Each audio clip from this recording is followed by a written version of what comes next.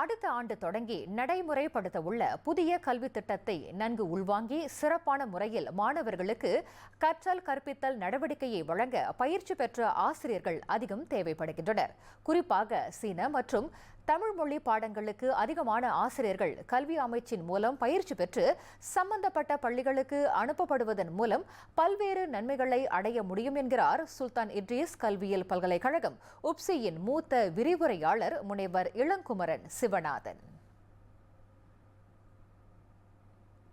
ஆசிரியர் பயிற்சி கழகங்களில் தேசிய மொழியை தவிர்த்து சீன மற்றும் தமிழ் மொழி பயிற்சிகளுக்கும் கூடுதல் இடம் அதிகரிக்கப்படுவதற்கு அரசாங்கம் இணக்கம் தெரிவித்துள்ளதை பெரிதும் வரவேற்பதாக முனைவர் இளங்குமரன் தெரிவித்தார்.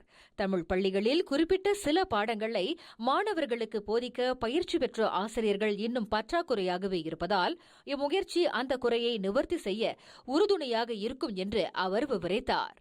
இது ஒரு சிறப்பான முன்னெடுப்பாகும். ஏனெனில் தமிழ் பள்ளிகளில் பல இடங்களில் குறிப்பிட்ட பல பாடங்களுக்கு பிரத்யேகமாக பயிற்சி பெற்ற ஆசிரியர்களுக்கான காலி இடங்கள் இன்னும் இருக்கவே செய்கின்றன. அவற்றை நிவர்த்தி செய்வதற்கு இது ஒரு சிறந்த முன்னெடுப்பாக நான் பார்க்கின்றேன். இன்னும் அதிகமான மாணவர்கள் ஆசிரியர் துறையை தேர்ந்தெடுக்க உந்துதலாகவும் இது விளங்குகிறது இந்த அறிவிப்பு. அதேவேளையில் ஆரம்ப பள்ளியில் தமிழ் மொழியை நன்கு கற்றுத் தேர்ந்த மாணவர்கள் அதனை இடைநிலை பள்ளியில் தொடர்வதற்கு பல்வேறு சவால்களை எதிர்நோக்கி வரும் நிலையில் அதற்கு தீர்வாகவும் இம்முயற்சி அமையும் என்று இளங்குமரன் குறிப்பிட்டார். இந்நிலையில் அரசாங்கத்தின் இம்முயற்சி குறித்து கூடிய விரைவில் தெளிவான விளக்கத்தை கல்வி அமைச்சு வழங்கும் என்று அவர் நம்பிக்கை தெரிவித்தார்.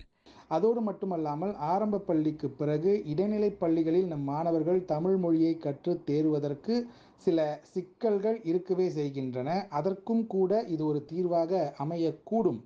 எப்படி இருந்தாலும் பிரதமரின் இந்த அறிவிப்பு குறித்து கூடிய விரைவில் கல்வி அமைச்சு தெளிவான விளக்கத்தையும் வழிகாட்டியையும் வழங்கும். அதன் அடிப்படையில் சமுதாயமும் மாணவர்களும் இந்த அறிவிப்பின் வழி பயன்பெற முடியும். எனவே அரசாங்கம் அவ்வப்போது வழங்கி வரும் இதுபோன்ற திட்டங்களை இந்திய சமுதாயம் நன்கு பயன்படுத்தி பயன்பெற வேண்டும் என்று அவர் விளக்கினார். ஆசிரியர் பயிற்சி கழகங்களில் தேசிய மொழியை தவிர்த்து சீன மற்றும் தமிழ் மொழி பயிற்சிகளுக்கும் கூடுதல் இடம் அதிகரிக்கப்படுவதற்கு அரசாங்கம் இணக்கம் தெரிவித்துள்ளதாக கடந்த ஞாயிற்றுக்கிழமை பிரதமர் டாக்டர் அன்வர் இப்ராஹிம் தெரிவித்திருந்தார். சம்பந்தப்பட்ட அப்பாடங்களுக்காக அதிகமான ஆசிரியர்கள் கல்வி அமைச்சினால் பயிற்சி பெற்று தமிழ் மற்றும் சீன பள்ளிகளுக்கு அனுப்பப்படலாம் என்றும் அவர் கூறியிருந்தார்.